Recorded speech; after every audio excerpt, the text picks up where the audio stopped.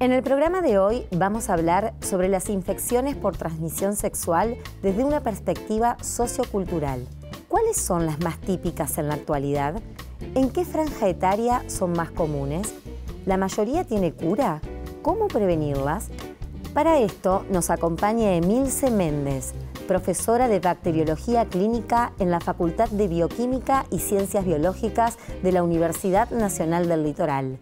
Bueno, vamos a hablar de enfermedades de transmisión sexual o infecciones de transmisión sexual. ¿Cuál es la acepción más adecuada? Bueno, en primer lugar quiero agradecer la invitación de la facultad para poder compartir este momento, este grupo tan cálido que me ha recibido y bueno, y a los oyentes que van a perder a lo mejor o ganar tiempo escuchándonos. Van a ganar seguro. Sí, esperemos. Bueno, lo correcto es, como vos decís, la segunda terminología.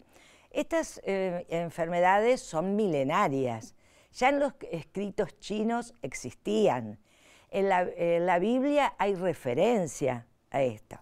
Por eso, antiguamente se las denominaba enfermedades venéreas de la diosa Venus, la diosa del amor. Y había un dicho, hasta la era preantibiótica se trataban con soluciones mercuriales o arsenicales, y había un dicho que decía, una noche con Venus, toda la vida con Mercurio. Siempre fueron estigmatizantes. Después se llamaron enfermedades de transmisión sexual, pero actualmente con el avance de las nuevas tecnologías se ha comprobado que la infección no es lo mismo que la enfermedad.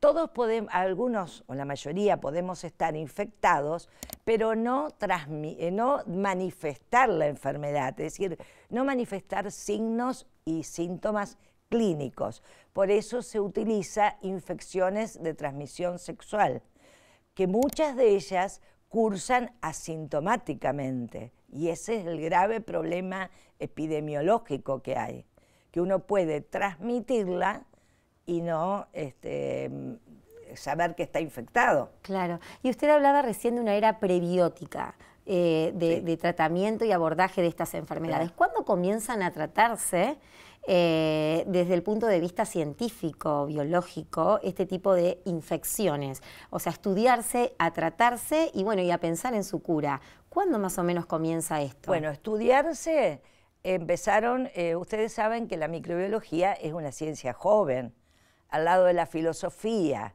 que hablamos de Sócrates, 5 siglos antes de Cristo, Aristóteles. A mediados del siglo XIX, Pasteur recién determina el fin de la generación espontánea, o sea que se creía hasta ese momento que los microorganismos, que los seres humanos que se generaban espontáneamente. O sea que estamos hablando de mediados del siglo XIX. Simultáneamente a eso se empiezan a descubrir los microorganismos. Y ahí fue cuando se discriminan los distintos tipos de infecciones de transmisión sexual. Por ejemplo, antes la gonorrea y la sífilis se creían que era una sola, y le habían puesto gonorrea o blenorragia porque era pérdida del semen, se pensaba que era una descarga seminal, semilla, gonorrea en romano, o blenorragia también, porque se pensaba que era una descarga de la secreción, porque se acuerdan, hemorragia, todo lo que sea raquia quiere decir descarga. Pero se creían que era lo mismo. Tan es así que un médico, para estudiarlas, se inyecta una secreción de un paciente en su cuerpo genital, en la parte genital, y se infecta de las dos, de gonorrea y sífilis. En el siglo XV, siglo XVI, un médico italiano, Francastoro, que describe un poco lo que era la sífilis, pero sin conocerla, todavía no se sabía el agente etiológico, le pone sífilis sería, a un poema que hace sobre un pastor que adquiere esta enfermedad, la sífilis, por rebelarse contra los dioses. Entonces, son enfermedades que aún todavía siguen siendo muy estigmatizantes. Exacto, eso iba a preguntar, que también eso, entiendo yo, ha retrasado un poco también su abordaje, porque, bueno, durante mucho tiempo también eran consideradas como exclusivas, por decirlo de alguna manera, de algún perfil de persona o de condición o de, bueno, de bajos recursos, prostitución, homosexualidad, siempre fueron asociadas a un determinado perfil, de alguna manera, de infectado o de persona o de paciente. Y bueno, ya sabemos, con el tiempo nos enseñó que no es así, que es un problema social, es una enfermedad o una infección social que nos afecta y nos atraviesa a todos. Y bueno, y creo que también ese cambio cultural, ese cambio de modo de pensar la infección ha hecho también un cambio en el modo de tratarla desde la medicina. Exactamente. Y bueno, y esta evolución es loable, pero creo que falta mucho, ¿no? Falta muchísimo. Hoy en día no ha quedado únicamente restringido a pacientes de bajo nivel de recursos económicos. Hoy es una enfermedad, una infección que es muy común en la clase media. Sí tiene mucho que ver el grupo etario. Antes se decía 18, ahora ya se bajó a 16 a 30 y algo, 40 años. Han cambiado mucho las prácticas sexuales, sociales, los valores. Es una cosa que yo me gustaría decir, que esta charla no es solo para los jóvenes. También tienen que escucharla los padres, los abuelos, los tíos, porque hoy en día los jóvenes a veces tienen más confianza con un abuelo o un tío para charlarlo. Y hoy vieron, los abuelos están muy actualizados. Igual que los profesores, las maestras, un joven a lo mejor le confía más en su maestra que en sus padres a lo mejor. Entonces, es un trabajo que tenemos que hacer socialmente. Nosotros vamos a dar charlas a las escuelas del secundario, mostramos fotos para que impacten, porque la sífilis es una enfermedad que le llaman la gran impostora, la gran simuladora. Es muy interesante saber por qué. ¿Por qué? Porque primero, las infecciones de transmisión sexual se adquieren por contacto, contacto directo, ya sea genital, rectal u oral, hoy que es tan común el sexo oral o rectal, es muy común. Entonces, el paciente que tiene sífilis tiene una relación con una joven o un joven, y en el lugar donde se introduce una bacteria que se llama Treponema pallidum, empieza la primera lesión, que se llama el chancro sifilítico. Luego, ese chancro desaparece, pero no quiere decir que el paciente cure. Si lógicamente ese joven o esa mujer adulta joven va a un médico y hace un tratamiento adecuado, quizás se cure, pero si no cura, el chancro desaparece. Y a veces puede desaparecer al mes, mes y medio, y el joven va al amigo o al farmacéutico y le dice, dame una pomadita que tenga una llaguita, y se la coloca y a lo mejor cree que se cura. No, hay que recurrir a médicos, especialistas. Entonces, después que pasa ese chancro, el treponema, que es la bacteria, empieza a invadir sangre y se empieza a reproducir. Y con el tiempo, capaz que a los 3, 4 meses, y a veces hasta 8 meses, pueden aparecer síntomas en la piel, en el torso, en las palmas de la mano, en las palmas de los pies.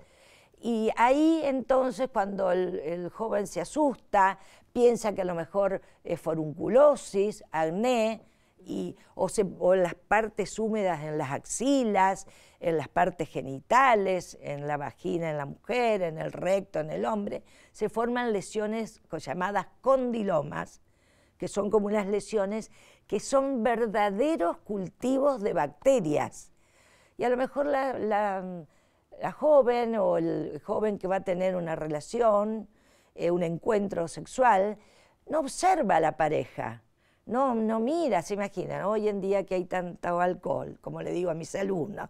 Yo hablo así con mis alumnos, porque a mí no me asusta nada, porque yo he trabajado casi 40 años en el hospital Cuyen, y he visto muchos casos, cuando no se hablaba ni de los travestis, ni de los transexuales, nosotros ya estábamos, atendimos el primer paciente con HIV en el hospital, así que estamos acostumbrados a ese tipo de...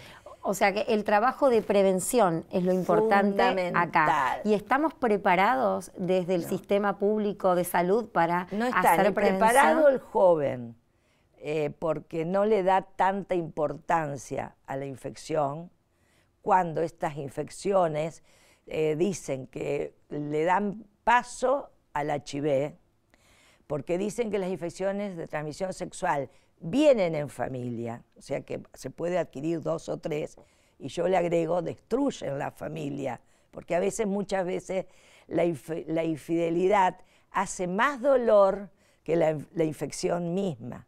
Eso por un lado. Los jóvenes hacen mucho uso del alcohol hoy en día, de drogas, pierden el sentido de lo que hacen, a veces uno lo recibe en el hospital, tuviste relaciones y no se acuerdan, por un lado. Por otro lado, los centros de salud han como bajado el control de esta enfermedad. Por ejemplo, nosotros hacíamos control prenupciales. Descubrimos 5% aproximadamente por mes de chicos jóvenes que iban a casarse y que tenían sífilis. Después eso, no sé por qué se dejó de hacer. Y bueno, y hay muchos análisis preocupacionales que hacen estudios de sífilis, que con una sangre, con un análisis de sangre, en la segunda etapa se puede detectar. Claro, eso iba a preguntar, si eran exámenes costosos quizá como para afrontarlo desde lo público y tenían que recurrir. Los hospitales tienen para hacerlo, Y estamos hablando de sífilis, ¿es hoy una de las enfermedades más frecuentes en la actualidad? No es la más frecuente, no es la más frecuente, son más las virales.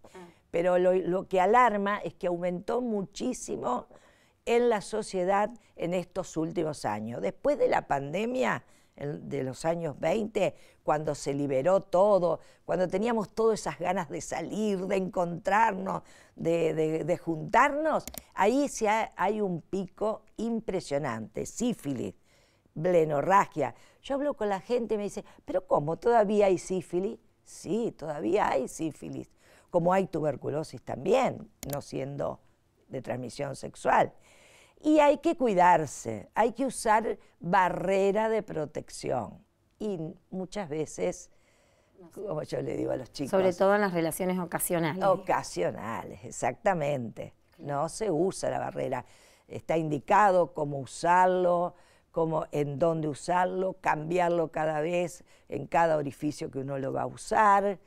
Pero, bueno, y educar a los jóvenes. Claro, sí, de eso hablamos también, que bueno, en educación también ha habido muchos avances, o sea, hay la educación sexual, por denominarla, están las currículas de las escuelas primarias, secundarias, si bien, bueno, en algunas hubo más resistencia que en otras, pero se fue incorporando paulatinamente. Sí, nosotros hemos ido a muchas. Claro, es a veces como que a las personas les cuesta entender cómo, habiendo tanto avance en la educación, sigan pasando estas cosas, pero bueno. Por ejemplo, otra infección de transmisión sexual es Clamidia trachomatis.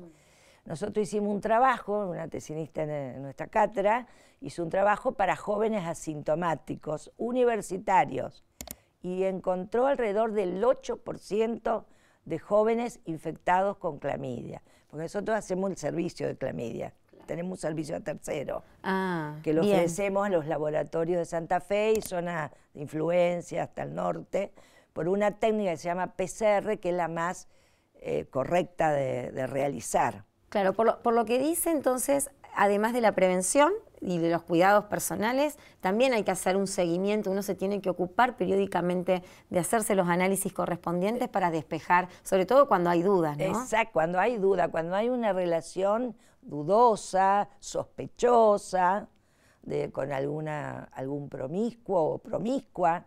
¿Y con qué periodicidad uno debería hacerse estos controles? No, pero eso cuando uno sospecha, cuando ve que hay una secreción abundante, porque las infecciones de transmisión sexual pueden dar secreción abundante o lesiones. Por ejemplo, el herpes, que es viral, da lesiones. La sífilis da lesiones. La blenorragia o gonorrea da secreción abundante, verdosa en el hombre. En la mujer no, porque se ancla allá en el cérvix, en el útero, en el comienzo del útero. Entonces la mujer normalmente tiene secreción y no sospecha que a lo mejor está infectada. ¿Y qué pasa?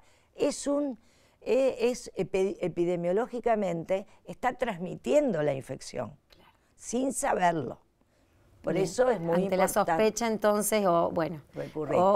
Y otro patógeno que es emergente en infección de transmisión sexual es Mycoplasma genitalium, que es relativamente nuevo, empezó con el HIV a investigarse, pero lamentablemente hay pocos estudios realizados en nuestro país. Por eso nosotros ahora vamos a empezar a ver si podemos. Ya hicimos una maestría con una maestranda en nuestra cátedra y con el laboratorio del doctor Chichisola también.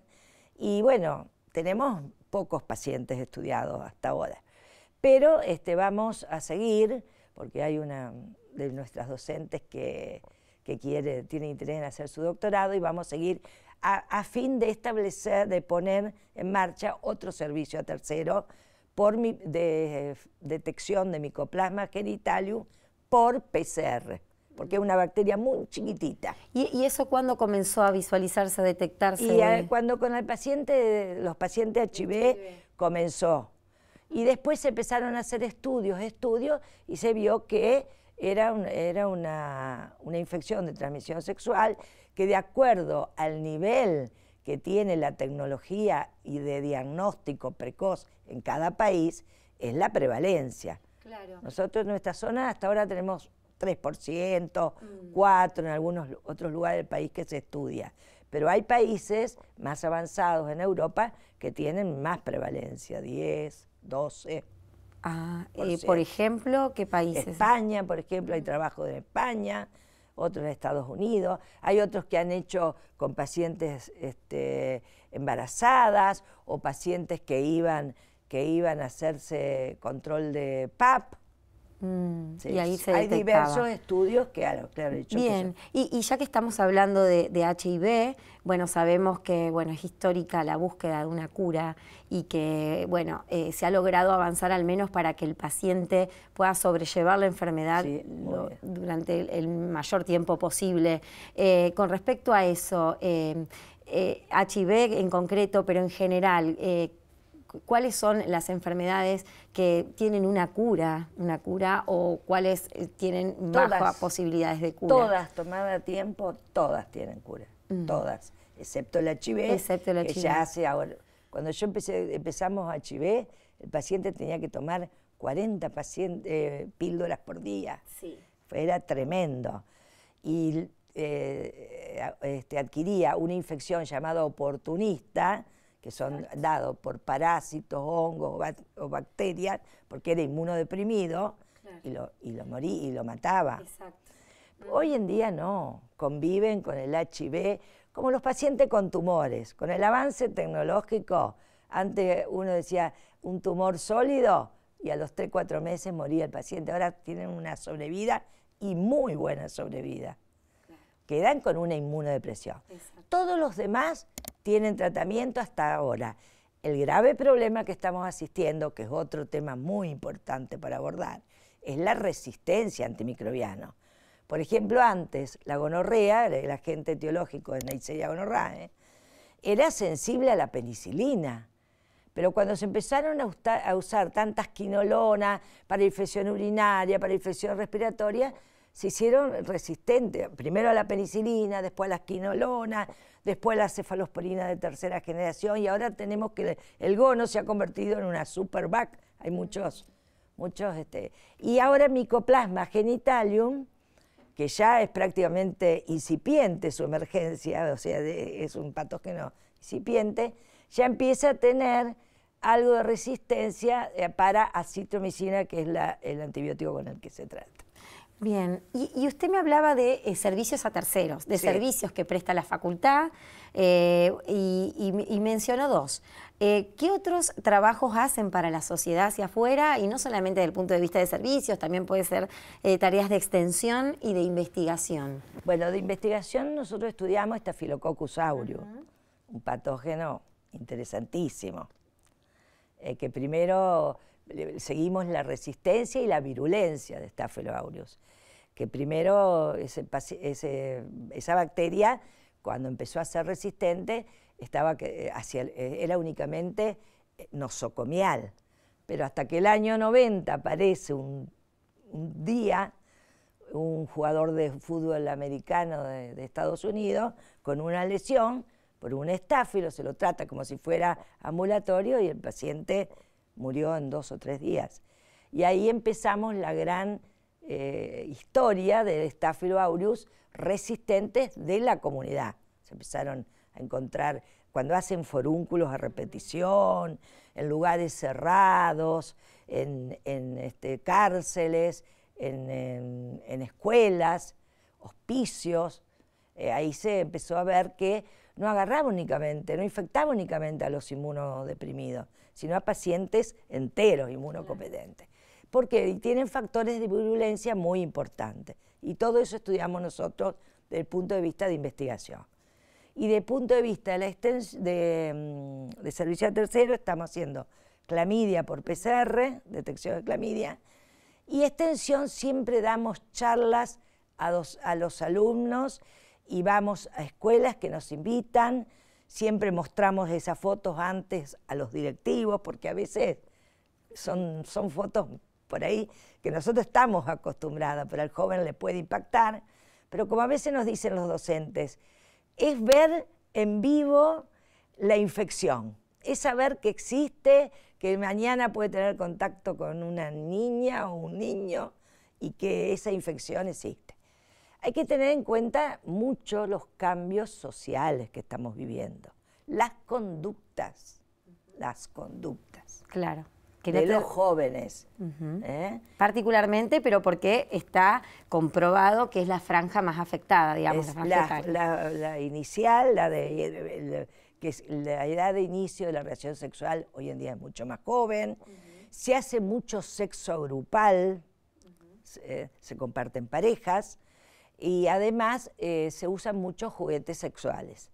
Y esos hay que saberlos usar, hay que tomar conciencia de cómo se usan. No se tienen que compartir, no se pueden usar para todos los orificios. O sea hay todas normas de barrera, de protección. Claro, o sea que todavía queda en la sociedad mucho por aprender. Mucho. Pese a que, bueno, hay una difusión y una comunicación muy importante con respecto a este tema. Y entonces, además de esto, ¿no?, de la toma de conciencia y de la educación, ¿qué otro desafío entiende que tiene que haber en esta problemática? A mí me parece que tendría que buscarse más, investigarse más en los jóvenes, por ejemplo, que ingresan a la universidad, en todos los jóvenes que están por tener un trabajo, por ejemplo, donde se va a compartir mucho en la policía, en la gendarmería, en los servicios militares, donde se va a compartir grupos de estudiantes. Hay mucho por hacer. En control y prevención, básicamente. Eso tienen una gran misión ustedes. Y nosotros seguir estudiando y avanzando en el conocimiento. Bueno, muy bien. Bueno, Emilce, muchísimas gracias por venir al programa. Muchísimo, bueno, muy interesante. Lo último, quiero hacer un reconocimiento, porque yo estoy acá hoy no solo por por mí, por lo que he aprendido, sino porque en el Hospital Cuyen hicimos crecer una sección de microbiología y aprendimos tanto infecciones de transmisión sexual. Pero yo tuve titanes a mi lado, microbiólogas que me seguían en mis locuras para avanzar y a veces me impulsaban ellas. Ahora yo ya me retiré del hospital y ahora tengo un grupo de docentes excelentes, inquietas, estudiosas, que todas juntas, y lo que siempre yo digo, la relación humana en el equipo de trabajo. Si no, no se pueden lograr los objetivos propuestos. Bueno, muy bien. Muchas gracias. Muchas gracias a ustedes.